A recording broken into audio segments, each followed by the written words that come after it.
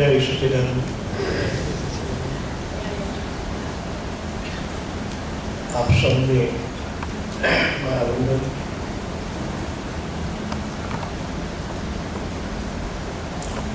શરૂઆત હું મારા જીવનની ચોથા ધોરણમાં ભણતો ત્યારે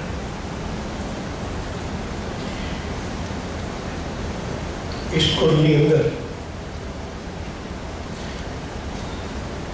સવારે પ્રાર્થના કરવામાં આવી હતી. સત્ય એ જ પરમેશ્વર સાચું તું બોલ, ઈશ્વરને કાજ તને પ્રેમનો. પછી બીજી લીટી કરી, અસત્યો માહેથી પ્રભુ પરમ સત્ય તું નહીં. ઉઠા અંધારેથી પ્રભુ પરમ તેજે તું નહીં. મહામૃત્યુમાંથી અમૃત શ્રમિકે નાથ. તુહિનો હું છું તો તુજ દર્શનાદાન દઈ. ઘણી બધી પ્રાર્થના ત્યારે કરવામાં આવતી. ત્યારે જ્ઞાન નહોતું. અમે બાળક કોઈ સ્પીડ હોય અને જીવનમાં તે વખતે જે બીજ રોપવામાં આવે એ જ ફળીભૂત થાય. સત્ય એ જ પરમેશ્વર. સત્ય ભૂતકાળમાં હતું, આજે વર્તમાનમાં પણ છે અને ભવિષ્યમાં સત્ય રહેવાનું છે. તો આને કઈ રીતે સમજવું? સત્ય સર્વવ્યાપી છે અને પરમાત્માનું સ્વરૂપ છે. પરમાત્માએ જ્યારે સૃષ્ટિ બનાવી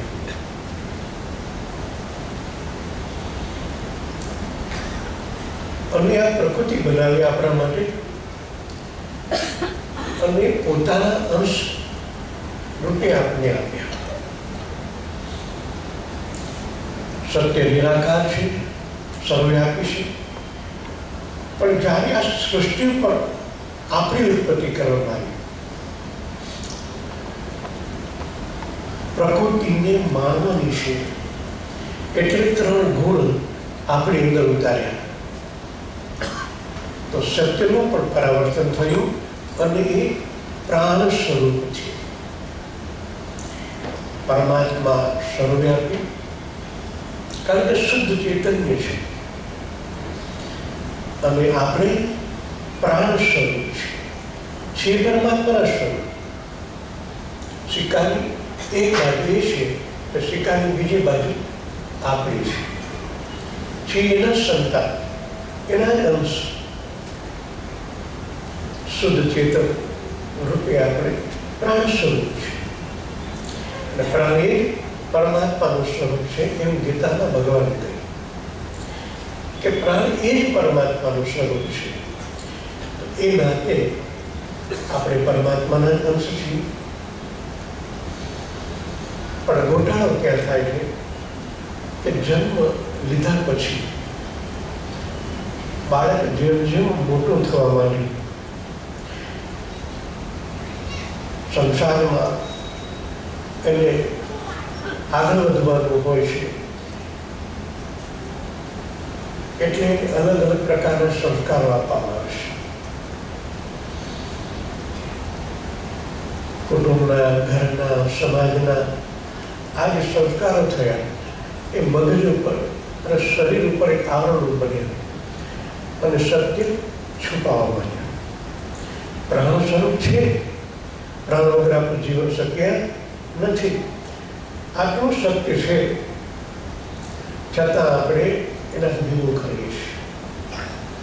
પ્રાણ વગર જીવન શક્ય બન્યું, પ્રાણ વગર તો આપણું છે સંસાર ભેગા લીધો.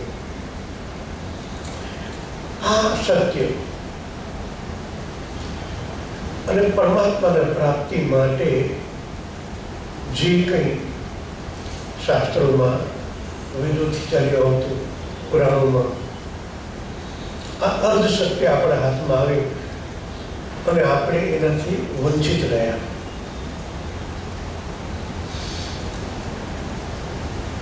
જે સત્યનો અનુભવ કર્યો ત્યારે ખ્યાલ આવે છે કે અત્યાર સુધી જે કંઈ કરવામાં આવતું હતું એ બધું અધકચરું હતું. જે દિશા આપવામાં આવતી હતી એ પણ ઘણી, મતલબ કે ઘણો એ રસ્તો બહુ લાંબા રૂપનો હતો.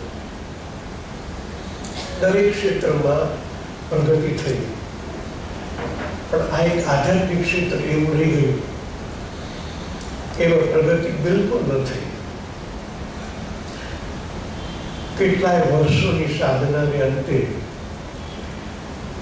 પ્રકાશનો અનુભવ થાય, ઈશ્વરી ચેતનાનો અનુભવ થાય. મેં જ્યારે અનુભવ કર્યો ત્યારે મને ખ્યાલ આવ્યો કે આની અંદર નવી ટેકનિકોનો ઉપયોગ કરવાનો વખત આવી રહ્યો છે. દરેકને પરમાત્મા પામવો છે, પણ જો જૂની પુરાણી રીતે આપણે ચાલશું તો આ જીવનમાં શક્ય નહીં બને. નવી ટેકનિકોનો ઉપયોગ કરવો જોઈએ, કારણ કે રામ કે કૃષ્ણ, હમણાં દામજીભાઈ કહ્યું કે કૃષ્ણ બ્રહ્મ હતા, રામ પણ બ્રહ્મ હતા. આ તે વખતે રામ હતા અને ત્યારે કહેવું કે રામ, દશરથ રાજા બોલાવ કે માં કૌશલ્યા બોલાવ કે રામ, તો રામ હાજર થઈ ગયા, કારણ કે સદેહ હતા, બ્રહ્મ સદેહ હતા. પણ અત્યારે નથી. આપણે એના અંશ ખરા, પણ આજે આપણી પાસે ખાલી નામ છે, પરમાત્મા સદેહ નથી. આ મોટો અવરોધ થાય છે. જૂની ટેકનિકોનો સતત મંત્રોચ્ચાર કરવાથી ઘણી બધી વિટમણા ઊભી થાય છે, પણ જો સમજીને કરવામાં આવે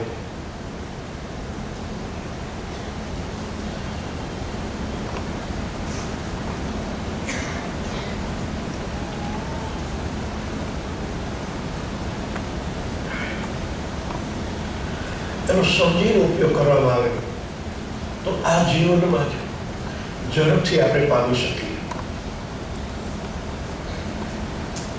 રામ આ શબ્દનો ઉચ્ચાર એક ધ્વનિ તરંગ ઉત્પન્ન કરે છે. તમે રામ બોલશો ને તો આકાશ તત્વ ઉત્પન્ન થાય. તમે કૃષ્ણ બોલો તો આકાશ તત્વ ઉત્પન્ન થાય. આના જે ધ્વનિ તરંગ ઉત્પન્ન થાય એની સાથે જો મનને જોડવામાં આવે તો એ પરમાત્મા સુધી આપણને એ પહોંચાડે. આ ટેકનિક અત્યાર સુધીનો ઉપયોગ ન કરવામાં આવ્યો, એટલે રાહ ઘણો પંટાઈ ગયો, લંબાઈ ગયો.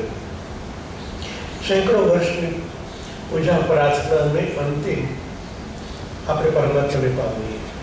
આ નવા જમાનાની અંદર આ નવી ટેકનિકનો ઉપયોગ કરવાનો છે. તમે રામ બોલો ત્યારે જે ધ્વનિ તરંગ ઉત્પન્ન થાય એ ધ્વનિ તરંગનો નિયમ છે કે ધ્વનિ તરંગ આમ રામનો ચાલે. રામ બોલો ને તો આખા વિશ્વમાં ગુંજન થાય અને એ આકાશ તત્વનું માર્જિન વધારે. રામ શબ્દ બ્રહ્માંડમાં પણ ગાજે અને આપણે અંદર પણ પૂછે, કારણ કે ધ્વનિ તરંગ દરેક જગ્યાએ જાય તો તમારા અંતઃકરણમાં પણ એ જ ધ્વનિ તરંગ દ્વારા તમારી અંદરનું આકાશ તત્વ, તમારું અંદરનું આકાશ તત્વ પણ સક્રિય બને. આપણી દિશા બહાર જઈને એટલે આપણે એનો અનુભવ નથી કરી શકતા. હકીકતમાં આ ધ્વનિ તરંગ જેમ બહાર છે ને એમ અંદરની દિશામાં પણ બને. જો પરફેક્ટ ઉચ્ચાર કરવામાં આવે તો આકાશ તત્વની અંદર એટલું કંપન ઉત્પન્ન થાય અને આ કંપન તમારા અંદરના અણુને બિલકુલ શુદ્ધ કરે. અને આપણી ટેકનિક એ છે કે જ્યાં સુધી આ સ્થૂળ શરીર શુદ્ધ ન થાય, જ્યાં સુધી સૂક્ષ્મ શરીર શુદ્ધ ન થાય અને જ્યાં સુધી કારણ શરીર શુદ્ધ ન થાય ત્યાં સુધી પરમાત્માની જાતિ થાય નહીં. તો આ ધ્વનિ તરંગને આપણે સમજવા પડે. અત્યાર સુધીના મહાત્માએ આની કોઈ ટેકનિક બનાવી નહીં, કારણ કે ગુરુ પરંપરા ચાલી આવી છે. એમને જે રીતે એમના ગુરુએ સાધના કરાવી એ રીતે એમણે કરી. આ પરમાત્માની સીધી દોરડી છે. આપણને આ ઘણું બધું જ્ઞાન આપણને આપવામાં આવ્યું અને આના દ્વારા આપણે ઘણી બધી ટેકનિકનો ઉપયોગ કરતા થયા, સમજતા થયા કે આ ધ્વનિ તરંગ જ મૂળ તત્વ છે. પ્રાણ સર્વવ્યાપી છે, આખા વિશ્વમાં છે. અને જ્યારે આ ધ્વનિ તરંગ અંદરથી જ્યારે ઉઠતો હોય તો તમારા આકાશ તત્વને જગાડે.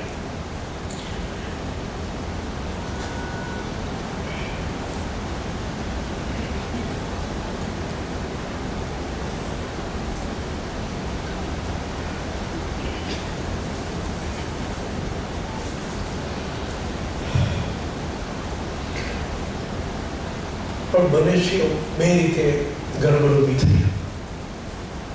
કલયુગની અંદર ઝડપથી પરમાત્મા મળે આવું શાસ્ત્ર વચન છે, પણ આપણે પર્યાવરણને એટલું બગાડી. શરૂઆતમાં તો આકાશ તત્વ અને આપણું સ્વરૂપ બેલેન્સ હતું. આપણું બોડીનું ટેમ્પરેચર 18 અને બ્રહ્મનું ટેમ્પરેચર 50 હતું. પણ આપણે પર્યાવરણને નુકસાન કર્યું અને વિશ્વનું તાપમાન વધી ગયું. આજે 4 થી 5 ફેરનહીટ તાપમાન વધી ગયું અને એ કિરણો સીધા આપણે શારીરિક બોડીને અને માનસિક બોડી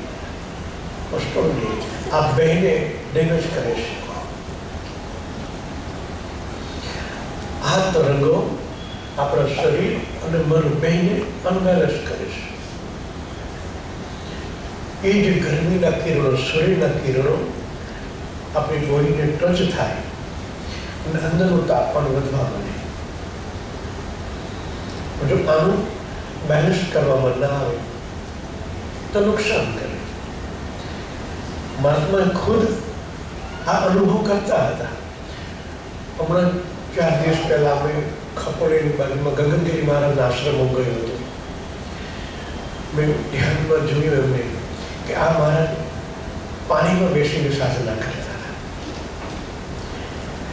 કારણ કે અગ્નિ સાથેની રમત છે અને અગ્નિને જો બેલેન્સ કરવામાં ના આવે તો તમે સાધનાની પરાકાષ્ઠાએ ન પહોંચો. મેં આંખ બંધ કરીને જોયું કે જલની વચ્ચે ચારે બાજુ પાણી હોય અને એની વચ્ચે બેસીને સાધના કરે. શરીરનું બેલેન્સ તો જાણવું જ પડે.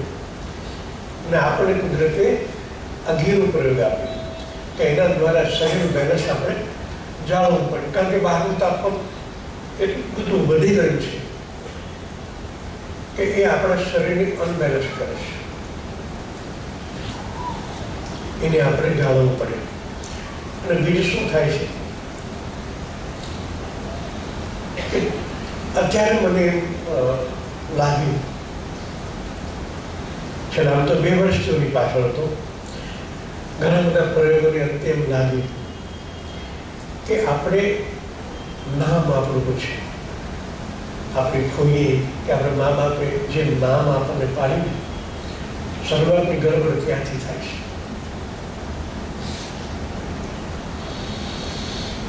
બહારના તાપમાન સાથે એની સીધી અસર નામ પર થાય. કારણ ધ્વનિકરણ છે. સૂર્યના કિરણો એ પણ તરંગ રૂપે આવે છે અને આપણું જે નામ છે,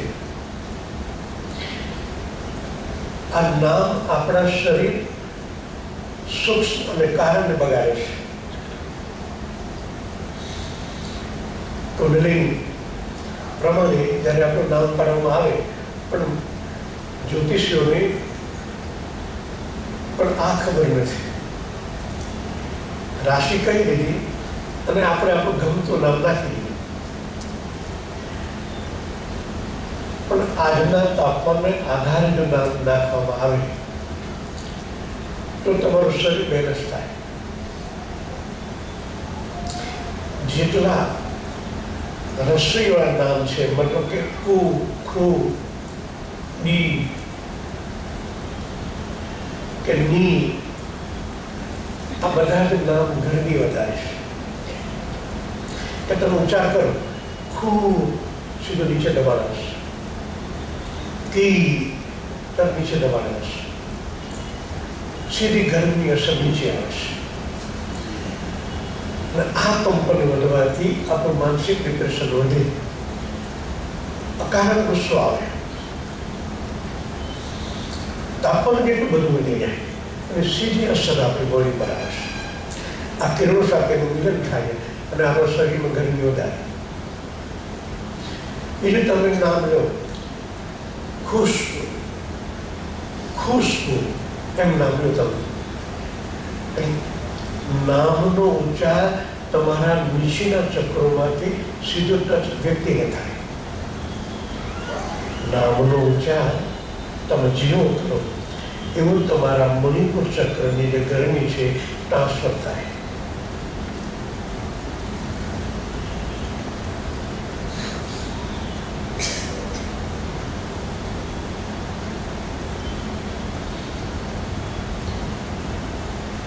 એ કરવા દે તમે સારું એટલે થાય નથી.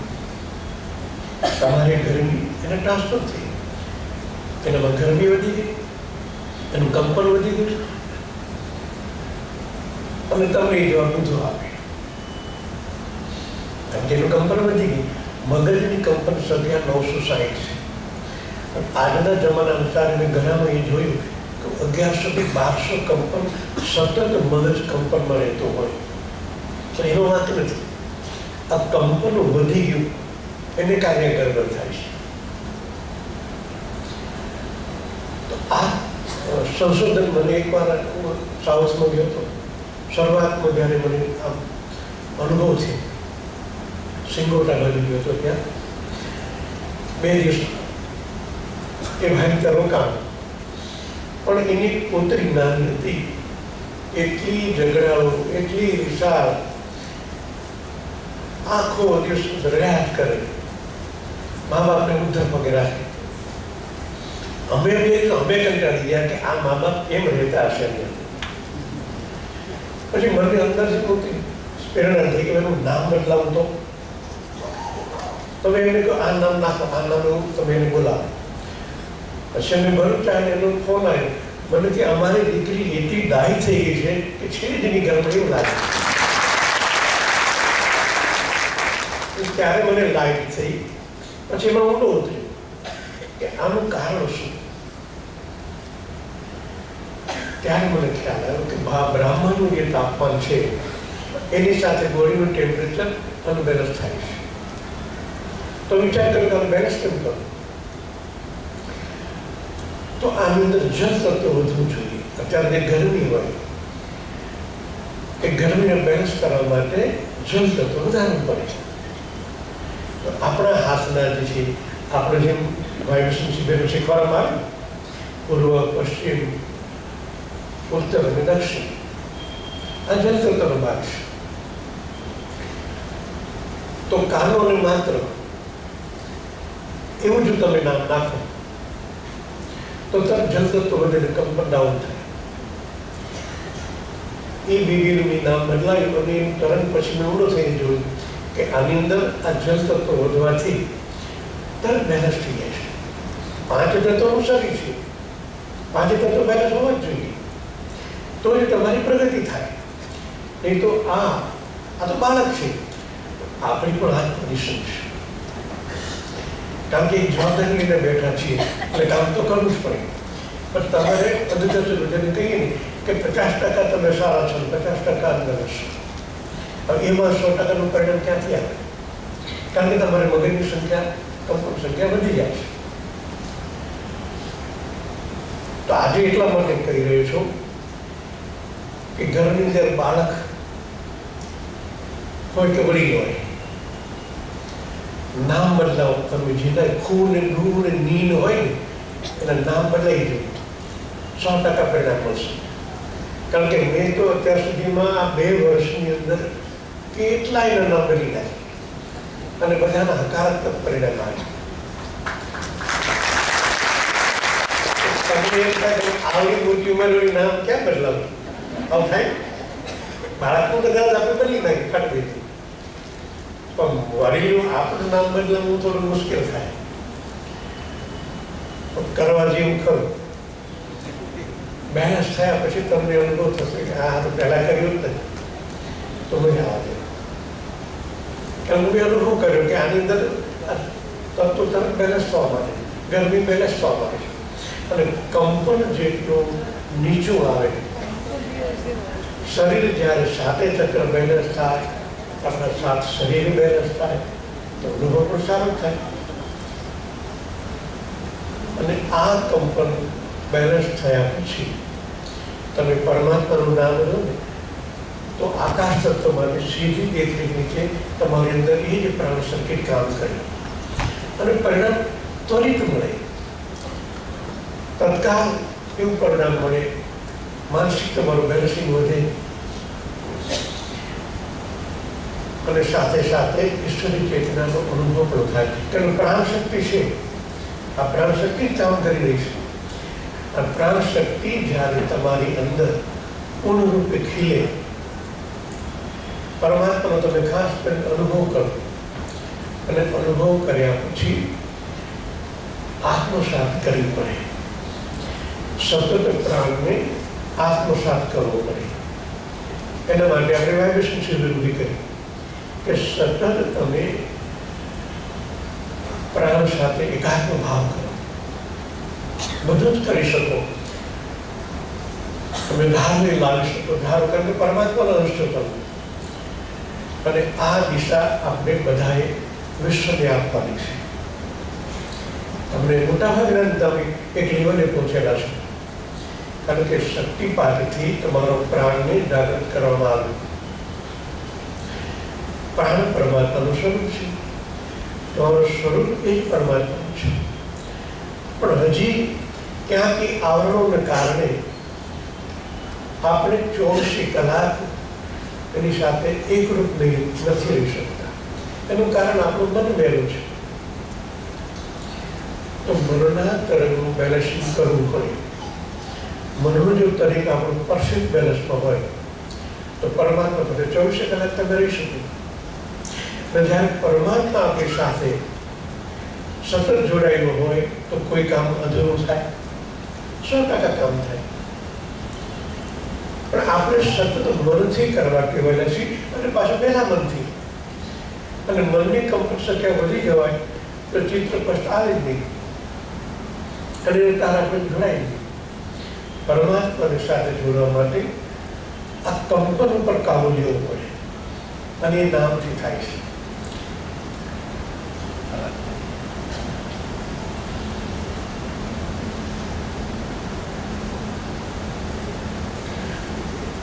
આ થોડી તકલીફ છે એટલે પ્રવચનમાં થોડી ગડબડ થાય છે,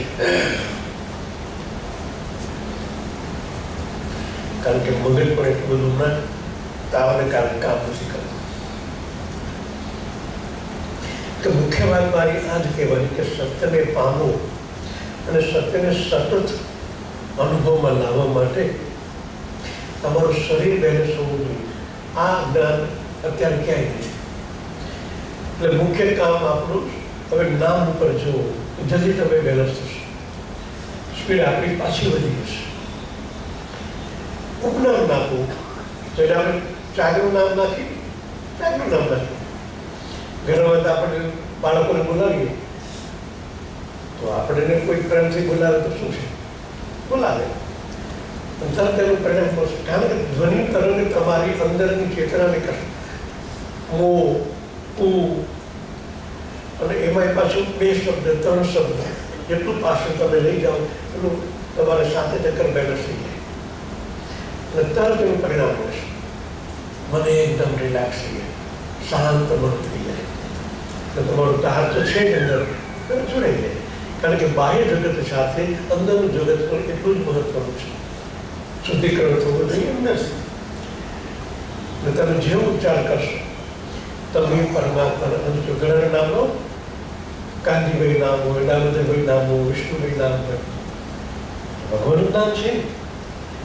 પણ અત્યાર સુધીનો અનુભવ નહોતો થયો કે જ્યારે તમે એનું બોલો, તમે જેવો ઉચ્ચાર કરશો ને બેલેન્સ થવા મળશે અને તમારી અંદરની ચેતના એકદમ જાગૃત બની જશે. અને આવા એડિશન શિબિરમાં શીખવામાં આવે છે. હમણાં પછી ભાગ 2 9મા મહિનામાં હિમાલયમાં શિબિર રાખી છે. આ અતિ સૂક્ષ્મ ત્યાં શીખવામાં આવશે. કઈ રીતે આ બ્રહ્માંડ સાથે તારીખ કરો, કઈ રીતે એની બ્રહ્માંડની અનુભૂતિ આપણે શરીરમાં કાયમ માટે સ્થિર થઈ શકે. અતિ સૂક્ષ્મ સંવેદના ભાગ 2માં લેવામાં આવશે. 9મા મહિનાનું શિબિર છે. મારા અનુભવ પ્રમાણે 35 જણાને આમાં લીધા છે. કારણ કે ટીચર કર્યા વગર શિબિર કરાય નહીં. ભાગ 1માં આપણે ટીચરો તૈયાર છે આપણી પાસે, પણ ભાગ 2ના ટીચરો હજી તૈયાર થયા નથી. એટલે હમણાં 9મા મહિનામાં સરળ ત્યાં આગળ આ શિબિર લીધી છે અને એ તૈયાર થઈ જશે. એટલે પછી આપણે દિવાળી પછી ભાગ 2 શિબિરનું આયોજન કરશું. આની અંદર આ અતિ સૂક્ષ્મ જ્ઞાન હમણાં સુધી જે ભાગ 1માં તમને પ્રાણ ઉપર શીખવામાં આવતું કે પ્રાણ કઈ રીતે આદાન પ્રદાન કરો, બ્રહ્માંડ સાથે કેવી એકાકાર થવું. હવે આ છે આત્મતત્વની શુદ્ધ ચેતનની અવિવશ્યાતા. અને એ જ્યારે તમારી અંદર ઉતરે ત્યારે તમે કહી શકો અહમ બ્રહ્માસ્મિ. પણ તમારે પણ એટલું તૈયારી કરવી પડે. જે 35 જણાના મેં નામ સિલેક્ટ કર્યા છે એ બધાએ આજથી જ તૈયારી કરવી પડે. યુનિવર્સ વેવ્સ આ હિન્દી કેસેટ એટલા માટે બહાર પાડી કે રોજ એક વખત સાંભળ્યું. એનાથી તમારું સંપૂર્ણ સાથે શરીર બેલેન્સ થાય છે અને બ્રહ્માંડની સીધી પરમાત્માની સીધી આપણા પર કૃપા થાય છે. કારણ કે આ શરીરને જ્યારથી મેં જોયું ત્યારથી એનું બેલેન્સ કરવાનું હું શીખ્યું અને સાધક ઉપર પણ એ રીતે જ કરતો કે તમે પણ એટલા જ બેલેન્સ થાવ. અને કારણ કે શરીર જો રોગગ્રસ્ત હોય તો પણ એટલી આપણે મજા ના આવે. એટલે આ શરીરની અંદર તમામ રોગ એટલા માટે લીધા કારણ કે આપણું શરીર આ મા બાપ તરફથી મળ્યું છે. મા બાપના કોષમાં જે કંઈ રોગ હોય આજની તો કાલે આપણને વારસામાં આવવાના છે જ. અને એ ન આવે એટલા માટે આ હિન્દી કેસેટની હિન્દી આપણે એમની અંદર ડીને સુધી ગયા એ તમારું મૂળ ઘટક એ શુદ્ધ થવું જોઈએ. કારણ કે આવનારી પેઢી માટે આપણે અત્યારથી તૈયારી કરવાની છે.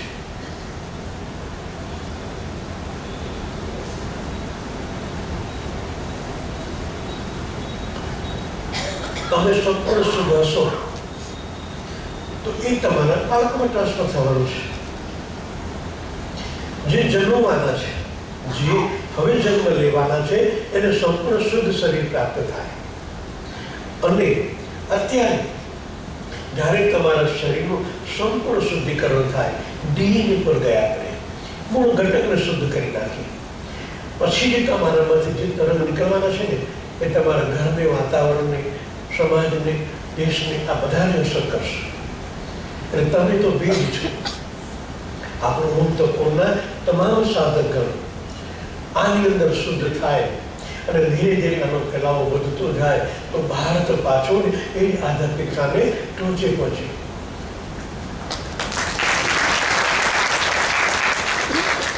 તમારે મારા હાથ પગ બનવાનું છે. એટલું બધે નહીં પહોંચી શકું, પણ તમારા દ્વારા વ્યક્ત થઈ રહ્યું છે. એટલે હું સતત પ્રયત્ન કરતો હું કે કઈ રીતે આ જ્ઞાનને ઝડપથી તમારે પ્રાપ્ત કરી શકું. સતત પ્રયત્નશીલમાં રહેતો હિમાલય હું તો આનું આ સંશોધન કરતો કે અતિ સૂક્ષ્મ પરમાત્માની જે અનુભવ છે આવનારી પછી હવે જે કંઈ ઘટનાઓ બનવાની છે કેટલીક સુધી આપણે એને આપણા અનુભવમાં લાવીને વિશ્વ કલ્યાણમાં વાપરી શકીએ. આ ભાગ એમાં લેવાનો છે. ગાયત્રી મંત્ર ઓમ ભૂ ભુવસ્વ સ્થૂળ સૂક્ષ્મ કારણથી પડે એ ભરભૂતિ છે. ગાયત્રી મંત્રમાં આવે છે 24 કેન્દ્રો છે આ ગાયત્રી મંત્રના. પણ એ અવતરણ ક્યાં કરે? તમે આહ્વાન તો કરો છો ગાયત્રી મંત્ર દ્વારા, એ ભરભૂતિ જ નહીં. પણ જ્યારે હું આમાં ઊંડો ઉતર્યો ત્યારે મને ખ્યાલ આવ્યો કે આપણા શરીરમાં એના 24 કેન્દ્રો છે. એ ભરભૂતિને આપણા શરીરના 24 કેન્દ્રમાં ઉતારી શકીએ તો અમારી એ જ પ્રજ્ઞા પ્રગટે. એટલે આ કેસેટમાં એ પણ લેવામાં આવ્યું છે કે આ ગાયત્રી મંત્ર વિશ્વ શક્તિને આપણા અંદર કઈ રીતે આત્મસાત કરવી. આનું યુનિવર્સમાં આપેલું છે. લીવર, જઠર, પિત્ત, કારણ કે ભવિષ્યમાં તો નથી થવાનું, કારણ કે તમે શુદ્ધ બનવાનું. પણ અત્યારે છે એનું શું કરવું? તેમાં કે ડાયાબિટીસ માટે લેવામાં આવ્યું, પેન્ક્રિયાસ પર લેવામાં આવ્યું, કિડની, લીવર, જઠર, મોટા ભાગનું શરીરમાં આપણે પિત્તાશય આને શુદ્ધ કર્યું. આમાં પ્રાણ ફેર્યો. આખા શરીરમાં પ્રાણના એક અણુ 50,000 અબજ કોષ આમાં પ્રાણને ફેર્યો. અને જ્યારે તમે પરફેક્ટ સાંભળો, કદાચ શરૂઆતમાં તમે પૂર્ણ ન સાંભળી શકો, કારણ કે સાંભળતા તમે ઊંડા ધ્યાનમાં જતા રહે. એનું કારણ કે તમારું મન હજી એટલું આ શક્તિને ઝીલી શકે એમ નથી. ધીરે ધીરે બનશે, કારણ કે મેં આની અંદર ધીરે ધીરે સૂક્ષ્મ કારણ, મહાકારણ, ચેતન અને વિરાટ સુધીની આમાં એનર્જી ઉમેરી છે. એટલે હજી તમે કારણ જગત સુધી ગયેલા હો અને મહાકારમાં પણ અનુભવ નથી થતો. આ તો ચેતન ત્યારે વિરાટની એનર્જી આમાં ઉભરાય એટલે એને ઝીલવી બહુ મોટું કામ છે.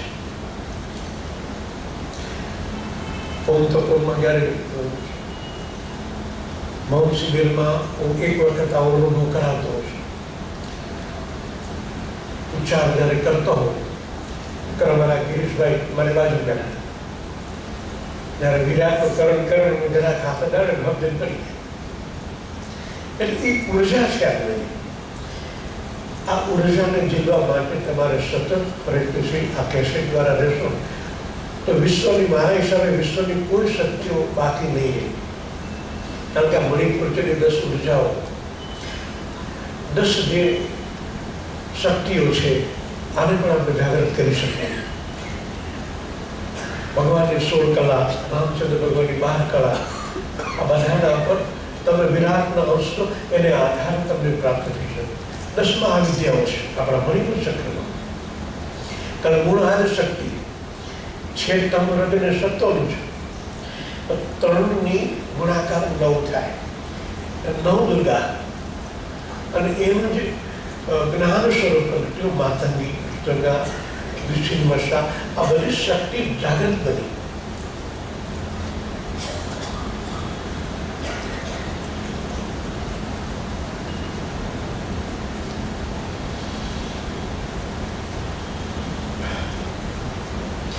આ જાગૃત શક્તિને આપણે કઈ રીતે ઉપયોગમાં લાવી શકીએ?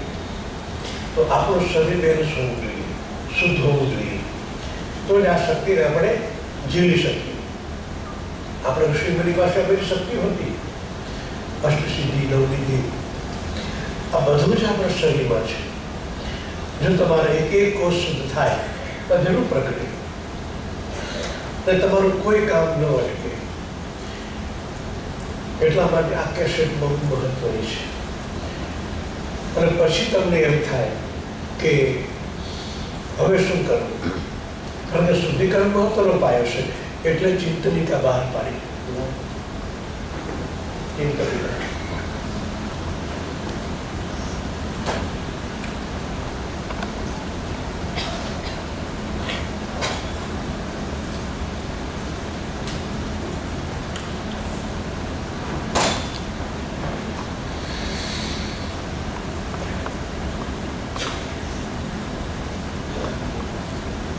સૌથી પહેલી ગુરુ સમર્પણ શ્રુતિ અબ સૌ અબ આ શબ્દોમાં અબ સૌ રિયાશ જીવન કા હર બાર તમારે હાથ.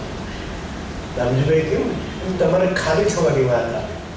આ વિદ્યાઓ ક્યારે આત્મસાત થાય કે તમારું બ્લૂટૂથ અને ગુરુનું બ્લૂટૂથ એક થાય તો આ બધું સમર્પણ થાય, તમારામાં ટ્રાન્સફર થાય.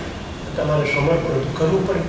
એટલે અબ શોક દિયા ઇસ જીવન કા હર ભાર તમારે હાથ में.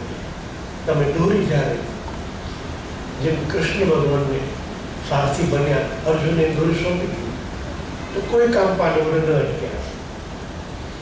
એનો સમર્પણ ભાવ આવવો જોઈએ. આપ ચિંતન કાલ લેતી કર અબ શોક દિયા ઇસ જીવન કા હર ભાર તમારે હાથ. આ સ્તુતિ કર્યા પછી રોજ સપ્ત શુદ્ધિકરણ કરવું જોઈએ.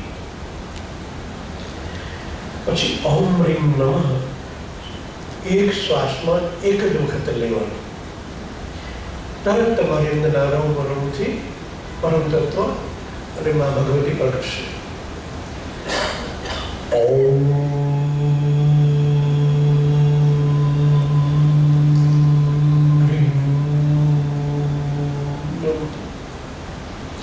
21 વખત.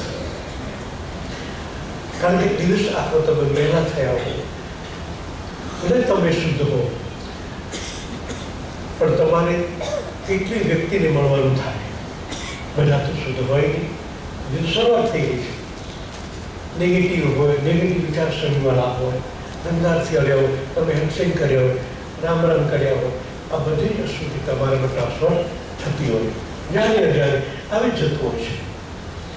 તો આને શુદ્ધ કરવા માટે 21 વખત ઓમ રીમ તમે 21 શ્વાસ લેશો ને એટલે શરીરમાંથી તમારી આ શક્તિઓ આપોઆપ શુદ્ધિકરણ કરશે. પછી આપણે ઓમ પૂર્ણમદ. આ શ્લોક તમને બ્રહ્માંડનો અનુભવ કરાવશે. ઓમ પૂર્ણમદ. આ બધું જ પૂર્ણ છે. પૂર્ણમાંથી પૂર્ણ હોય તો પણ પૂર્ણ રહે. તો એ જ પરમાત્મા સગીરાનું સ્વરૂપ જ્યારે આપણે અંદર અંશ રૂપે છે તો એ જ પૂર્ણ છીએ. આપણે કોઈ અધૂરા નથી. એ જ પૂર્ણ પરમાત્માના અંશ છીએ.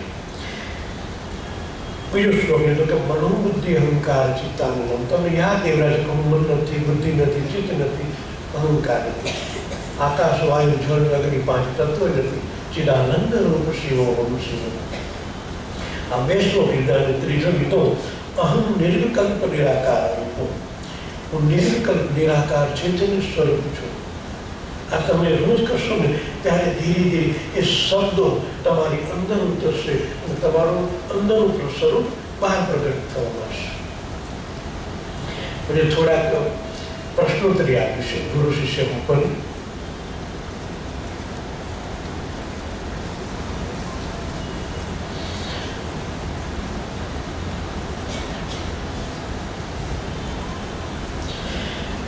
પછી તમારે ધ્યાનમાં બેસવાનું. પરિશ્રમમાં તમે સાંભળશો પછી ધ્યાનમાં બેસવાનું. ધ્યાનમાંથી જાગૃત થયા બાદ ચિંતન કરવું. હું જ છું સર્વસ્વ મારી જિંદગીનો, મારા વિશ્વનો. હું જ છું સર્વસ્વ મારી જિંદગીનું, મારા વિશ્વનું. તમારા અંદર આનાનું બ્રહ્માંડ છે. બ્રહ્માંડો નથી પિંડ બ્રહ્માંડ. તો તમે પણ એક સ્વતંત્ર એક એનર્જીવાળા તમારા માલિક છો. તમે આ વિશ્વાસ દ્રઢ કરો. હું જ છું આનંદનો મહાસાગર, પ્રેમનો મહાદોધ. પરમાત્માનું સ્વરૂપ પ્રેમ સ્વરૂપ છે. તમારી અંદર જાગૃત થાય તો તમારે સત ફિલિંગ કરવું જોઈએ કે હું જ છું આનંદનો મહાસાગર, પ્રેમનો મહાધોધ. હું જ છું પાસમણી, જેને સ્પર્શ કરીશ ને એ જ બની જાય આનંદી. કારણ કે તમારી અંદર જે ચેતન પ્રગતિ, આ ધ્વનિ તરંગની વાત થઈ. હવે જ્યારે આત્મતત્વનો તરંગ બહાર નીકળે, જે બાજુમાં તમે જાઓ ને એ આનંદમય બની જાય. કારણ કે તરત શું થાય, તમારા ભાવ જ્યારે ચેતનના હોય તો એ જે તરંગ બહાર નીકળે એ આવનાર વ્યક્તિને, મળનાર વ્યક્તિને એ મળવાનું છે. તો એનું અશુદ્ધિ તરત દૂર થવા માંડે. કારણ તમારી અંદર પ્રાણ જાગૃત છે, તમારા વિચાર, તમારા તરંગ શક્તિશાળી છે. એ શક્તિશાળી તરંગ જે વ્યક્તિને ટ્રાન્સફર થાય એ પણ આનંદ મળે. એક વખત એ દુઃખ દર્દ ભૂલી જાય અને તમારી અંદરથી એ ચેતના એનામાં ટ્રાન્સફર થાય. કૃષ્ણ ભગવાન કહે છે કે મને પ્યારા છે મારા ભક્તો, પણ એ છે વધુ પ્યારા છે એ જે સ્વયં ભગવાન બને છે. શિષ્ય અને ગુરુ એક લેવલે આવે, સ્વયં ભગવાન બને છે. તમારી અંદરની શક્તિ ખૂબ જ દિવ્ય છે, ખૂબ શક્તિશાળી છે. બસ એને જાગૃત કરવામાં આવશે ને તમે જોશો કે તમારા માટે કોઈ વસ્તુ અશક્ય નહીં રહે. રોજ થોડો સમય મૌન રહો, તમારા આત્મસંબંધ બાંધો, સ્વયં બની જાઓ. શરૂઆતમાં થોડું અતરું લાગશે, લોકોને એમ પણ લાગશે કે આ ભાઈ જો પહેલાં કેવું હતું ને હવે તો કંઈ બોલતું નથી.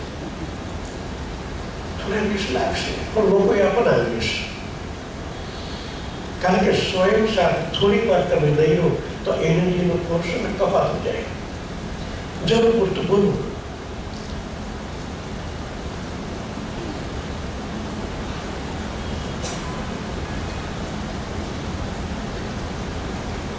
તમારા શબ્દની કિંમત છે. આ બહુ મહત્વની વાત છે કે તમારા મન સાથે જ્યારે પ્રાણ જાગૃત બન્યો હોય, તમારું એક એક વાક્ય બ્રહ્મ વાક્ય બનવું જોઈએ. પણ નથી બનતું એનું કારણ કે તમે તમારા શબ્દને વેલ્યુ નથી કરતા. આથી તમારે નક્કી કરો કે તમે જે બોલશો એ બનવાનું છે. કારણ કે તમારા શબ્દની કિંમત છે બ્રહ્માંડમાં. થવાનું જ એમાં કોઈ શંકા નહીં. મેં તો ઘણું સૂક્ષ્મમાં જોયું છે આપણું કે બને છે. તમે જે ઉચ્ચારો છો, તમે જેવું વિચારો છો એ બ્રહ્માંડમાં થાય છે. તમે તમારું નવું પ્રારંભ બનાવો છો તો શબ્દની કિંમત થવી જોઈએ. લોકોના ભલે ન થાય, તમારા એક એક શબ્દની કિંમત થવી જોઈએ. વિચાર કરતા વિચારો એ કંઈ ખોટું નથી એવું નથી. અંદર જે હોય બહાર પ્રગટવું જોઈએ અને તમારા શબ્દની કિંમત થવી જોઈએ. આથી પણ લેવાનું છે જરૂર પૂરતું. આ કારણ કે સંસારી જીવન છે, ગ્રસ્ત જીવન આપણું શરીર છે, એક જવાબદારી વ્યક્તિ છીએ આપણે, તો બોલવું તો પડશે પણ વિચારીને બોલવાનું કે કંઈ ખોટું ન થાય. અને ત્યારે સાક્ષી બનો. કદાચ ખોટું થઈ જાય તો તમારી જાતને અલગ કરી નાખો તો તમને બંધનો નહીં આવે. મનને અલગ કરવાથી એની શક્તિ કપાઈ જાય છે. આ જ્યારે મન અને પ્રાણ એક બને ત્યારે દિવ્યતા પ્રગટતી હોય છે. ક્યાંક એવું લાગે આપણને તો તરત સાક્ષી મનને અલગ કરી નાખો તો પ્રાણનો કોષ કપાડો એટલે એમાં બહુ વાંધો ના આવે. કારણ કે સંસારી વૃત્તિ જેવું તમે કહો છો જૂઠું ના બોલું તો ધંધામાં તો ચાલે નહીં. આ વાંધો પડે કે ઘણી વાર જૂઠું બોલવું પડે ત્યારે અલગ કરી નાખો. કનેક્શન કપાય ને અને પછી એની વિલીન થઈ ગયા બ્રહ્માંડમાં. નહીં તો તમારો શબ્દ બ્રહ્મ બનશે અને તમારે એ જ સમજવાનું કે એક એક શબ્દની કિંમત બ્રહ્માંડમાં છે ને છે. તમે તો જાગૃત ચેતનવાળા છો તો તમારી તો જવાબદારી બને છે કે કોઈને તમે કહો બેટા કામ થઈ શકે તો થવું જ જોઈએ. તમારી અંદરનો પ્રાણ જાગૃત કરેલો છે એટલે બહુ ધ્યાન રાખવાનું. હું જ છું આનંદનો મહાગતિ. કેસેટમાં આપ્યું છે ને હવે હિન્દીમાં નાયગ્રા ધોધ આવે, પેલા કુટાલમનો ધોધ આવે. કારણ કે હમણાં કહ્યું મેં આ ગયો તો સાઉથમાં નીચે સિંગોટા તો મને લોકો લઈ ગયા કુટાલમના ધોધમાં નાવા એટલે મને કુટાલમનો ધોધ યાદ આવે. એટલે ગુજરાતીમાં કુટાલમનો ધોધ તો બધા ઘણા પ્રશ્ન કરે આ કુટાલમ ક્યાં આવ્યું. આ લેખ પછી મેં નાયગ્રા ધોધ, નાયગ્રા બધા વાંચેલું હોય. મહાનદી એક વર્ષા છે, એ વર્ષાને આપણી અંદર આત્મસાત કરવાની છે. સતત અહેસાસ કરો, હું ચૈતન્ય પ્રાણ સ્વરૂપ છું. પ્રાણ કરતા છે જે હું વાઇબ્રેશન દ્વારા મહેસૂસ કરું છું, જે મારા સમસ્ત શરીરમાંથી નીકળી રહ્યું છે એ જ કરતા છે. સમસ્ત બ્રહ્માંડ તેનાથી ચાલે છે. દરેક વ્યક્તિ, સ્ત્રી યા પુરુષ, એનામાં પણ પ્રાણ છે. પ્રાણ પરમાત્માનું સ્વરૂપ છે. તમારી દ્રષ્ટિ સતત પ્રાણવાળી એવી છે, કારણ કે તમે મન સાથે જોડાઈ જાઓ છો. તમે ખાલી સાક્ષી ભાવે જુઓ ને તો મન નથી. એટલા માટે આ ટેકનિક શીખવાડે વાઇબ્રેશનમાં. મનને ક્યાં રાખવાનું છે? હાથ ઉપર. જેવું મન હાથ ઉપર આવે તો જોવાનું કોણ છે? ચેતન. આંખ તો માધ્યમ છે, પણ મરી જાય તો આંખ તો હોય છે. તમે જેવું મનને એ હાથ પર લો અને આ દ્રષ્ટિ જેવી વ્યક્તિને જોવે, આ ચેતન છે. આ ચેતન જોઈ રહ્યું છે. અને ચેતન જ્યારે સામાન્ય વ્યક્તિને ટચ થાય તો એનામાં પણ દિવ્યતા પ્રગટે અને એનું અંદરનું તમામ રહસ્ય તમારા હાથ ઉપર આવવાનું. આ મોટી ટેકનિક જ છે. તો જીવનમાં અપનાવો, મન નહીં રાખવાનું, દરેક કાર્ય કરવાનું. જ્યારે પ્રાણ કરતા બની તમને કરનું બંધન લાગે નહીં. કૃષ્ણ ભગવાનની થિયરી છે, એને ઘણા બધા કામ મહાભારત કામમાં ઊંધા કરતા કરે, પોતાની જાતને અલગ રાખે, એટલે એ બ્રહ્મ જ બન્યા. ને આપણે શાખાયા છે કે તમે સતત મનને હાથ ઉપર રાખતા શીખો. ખાલી આમ કરો, આમ કરવાની જરૂર નથી. પછી ટેવ પડી જશે, તમારો હાથ આમ હોય ને તો તમને એનું ખબર પડી જાય કે મનને ત્યાં રાખવાનું. હાથ ઊંધો હોય તો ખબર પડે. અને તમે બધા જ કાર્ય કરો, તમે કર્મના બંધનમાં નહીં આવો. અને વેપારી સમાજ છે આપણે, તો આ ટેકનિક શીખવી જ પડે કે હાથમાં આમ કરીને હાથ છોડી દેવાનો, તરત પ્રાણ જાગૃત થયો, મનને અહીંયા લઈ જવાનું. અને પછી તમે ઠીક લાગે કરો, તમે કર્મના બંધનમાં નહીં આવો.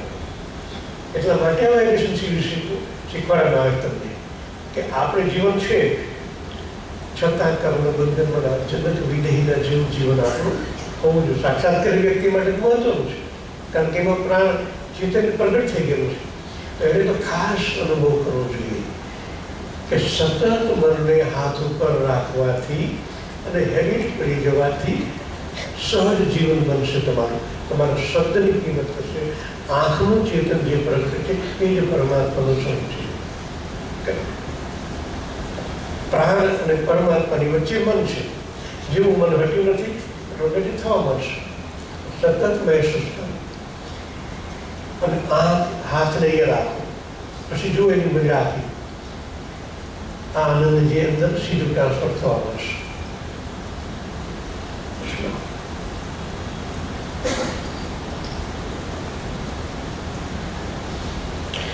સતત પોતાની અંદર ગુરુ શક્તિનો અહેસાસ કરો. આપ મારી સાથે છો, આપ જ મારા દરેક કાર્ય કરો છો એવું હું દ્રઢપણે માનું છું. આનાથી કાર્ય 100% થશે. સાક્ષી ભાવ દ્રઢ થશે. મારા વિચારોમાં ગજબની શક્તિ છે. હું જે ધારું છું તે સર્વ મને પ્રાપ્ત થાય છે. મારા મગજમાં હંમેશા રચનાત્મક ખુશીના વિચારો ચાલતા હોય છે. તમારી અંદર જ્યારે પ્રાણ સક્રિય બને તો ગજબની શક્તિ આવવાની છે. હું સમૃદ્ધ છું. મારા જીવનમાં સમૃદ્ધિ વધતી જાય છે. હવે મારા ભાગનો ઉદય થાય છે. આવું તમે સતત મહેસૂસ કરો. હું અલૌકિક બુદ્ધિ ધરાવું છું. મારું સામર્થ્ય વિશાળ છે, વિરાટ છે.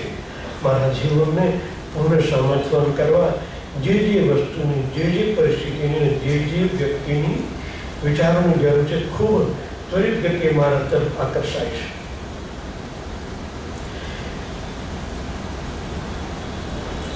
Basically, it's not a matter of change. It is a matter of choice. સતત રમીને અહેસાસ કરો.